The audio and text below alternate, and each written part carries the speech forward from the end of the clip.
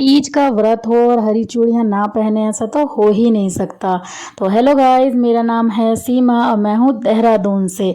आज थी हरितालिका तीज और मैंने अपने लिए लाल और हरे रंग की चूड़ियाँ निकाल ली थी। मैं आ गई थी नहा धो के अपना और चूड़ियाँ मैंने पहन ली थी। साथ में पहने थे कड़े रंग बिरंगे। मुझे कलरफुल चूड़ियाँ हो, कपड़े हों या फिर कड़े हों, मुझे बहुत ज़्यादा पसंद है। आज सोच रहे होंगे कि ये कौन सी हरितालिका तीज आ गई। यस, तो जो अगर उसमें आती सावन में आती है वो होती है हरियाली तीज, और जो उसके सावन के बाद भादों में आती है उसे कहते हैं हरितालिका तीज। बहुत सारे लोग ये व्रत रखते हैं। बेसिकली यूपी में भी ये व्रत रखा जाता है।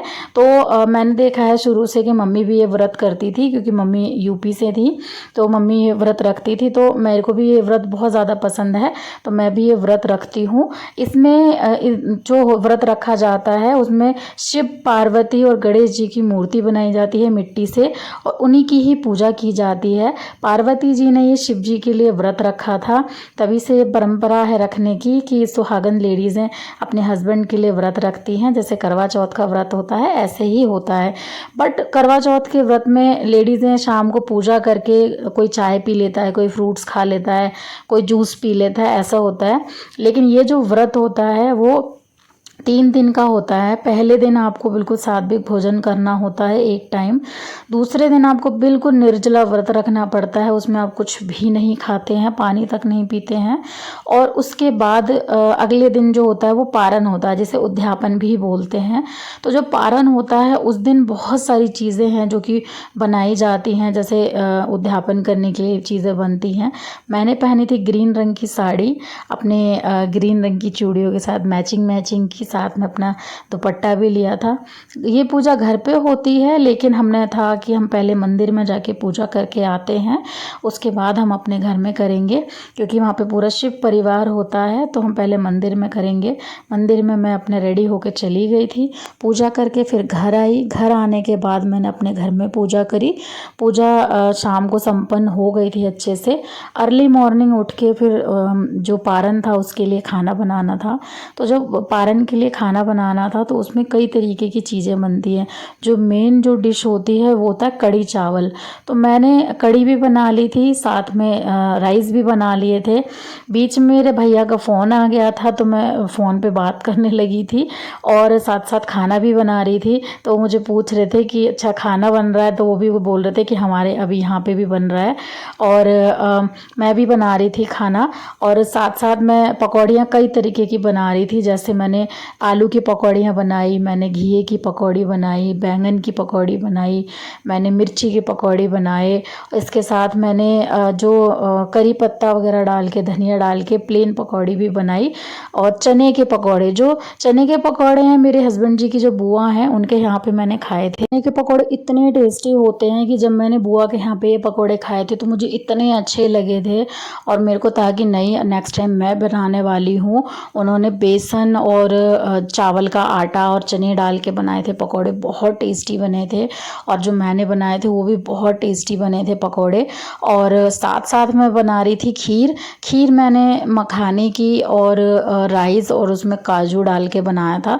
मैंने किशमिश या फिर उसमें बादाम और नारियल वगैरह नहीं डाला था, क्योंकि टाइम बिल्कुल भी नहीं था, जल्दी जल्दी से खाना बनाना था, क्योंकि जल्दी जल्दी से पारण की पूजा करनी होती है और मैं अकेली थी घर में। जब ये पूजा होती है तो परिवार में और भी लोग होते हैं तो बहुत हेल्प मिलती है, क्योंकि खाना बहुत सारा बनता है। बट मैं अकेली थी तो मैं जल्दी जल्दी से सारी चीज़ें बना रही थी। बट बीच में मेरी जो बेटी है वो भी तंग कर रही थी, और मैं उसको भी जाके देख रही थी। और जो हरितालिका तीज होती है, इसका जो व्रत होता है, इसका इतना ज़्यादा महत्व है कि मुझे नहीं पता था कि पहले कि ये व्रत क्यों रखते हैं। बट एक बार जब मम्मी ने बताया था कि बेटा ये जो व्रत है वो जो पार्वती जी थी उन्होंने शिव जी के लिए रखा था व्रत, उनकी प्राप्ति के लिए रखा था। तो इस व्रत का बहुत ज़्यादा महत्व है। इसको एक त्योहार की तरह मनाया जाता है व्रत को। एक होता है ना कि व्रत है ठीक है, लेकिन एक होता है कि प्रॉपरली त्योहार की तरह। फिर क्या था, मेरी मम्मी ने जब बताया कि इस व्रत का बहुत महत्व होता है तो मैंने कभी इफ वट नहीं किया। मैंने था कि नहीं, मुझे करना है। और जब ये व्रत रखा जाता है तो जो पार्वती माता होती हैं उनके लिए पूरा श्रृंगार रखा जाता है, जिसमें आप चूड़ी, बिंदी, लिपस्टिक, काजल और मेहंदी ये सब भी रखे जाते हैं। साथ में आप कपड़े भी देते हैं। तो जब ये पूजा होती है हो संपन्न हो जाती है तो ये कपड़े उठा के पंडित जी को दे के आ जाते हैं ताकि वो अपनी वाइफ को पंडिताइन को दे दें। बेसिकली ये दान किए जाते हैं। और मैं आपको बताऊं, जब भी कोई त्योहार आता है, जब भी कुछ होता है ना, मैं मेहंदी ही नहीं लगा पाती हूँ। मैंने पैरों में भी आलता लगाया था और हाथों में भी थोड़ा थोड़ा आलता लगाया था, बट जब मैं काम करती हूँ या हाथ धोती हूँ तो मेरे हाथों से वो आलता बिल्कुल हट जाता है। और जो मैं खाना बनाती हूँ वो भी एकदम लाल, मतलब आटा भी एकदम लाल लाल सा हो जाता है। क्योंकि कहते हैं कि बच्चे होने के बाद हरी मेहंदी जब तक नहीं लगाते, जब तक बच्चे का मुंडन ना हो जाए। तो मेरी जो बेटी है अभी उसका मुंडन नहीं हुआ है, तो इस वजह से मैं हरी मेहंदी नहीं लगाती हूँ। बट मेरे को जो आलता है वो भी बहुत ज़्यादा पसंद है। लेकिन हाथ काम करने के चलते, खाना वगैरह बनाने के चलते मैं हाथों में आलता भी नहीं लगा पाती, पैरों में तो लगा लेती हूँ। और पारन की चल रही थी मेरी तैयारी। और पारन की जो खाना था मेरा ऑलमोस्ट रेडी होने ही वाला था। खाना रेडी करने के बाद मैंने अपने कपड़े चेंज किए। चेंज करने के बाद मैं पूजा करने के लिए सोचा बैठती हूँ, इतने में लाइट चली गई थी। लाइट चली गई तो फिर बस ऐसा हुआ कि अब पूजा तो करनी ही है, चाहे कुछ भी हो जाए। फिर मैंने अपना धीरे धीरे करके पूजा की। कुछ टाइम बाद लाइट आ गई थी, फिर हस्बैंड जी भी आ गए थे ऑफिस से, तो हमने सभी ने बैठ के अच्छे से पूजा की।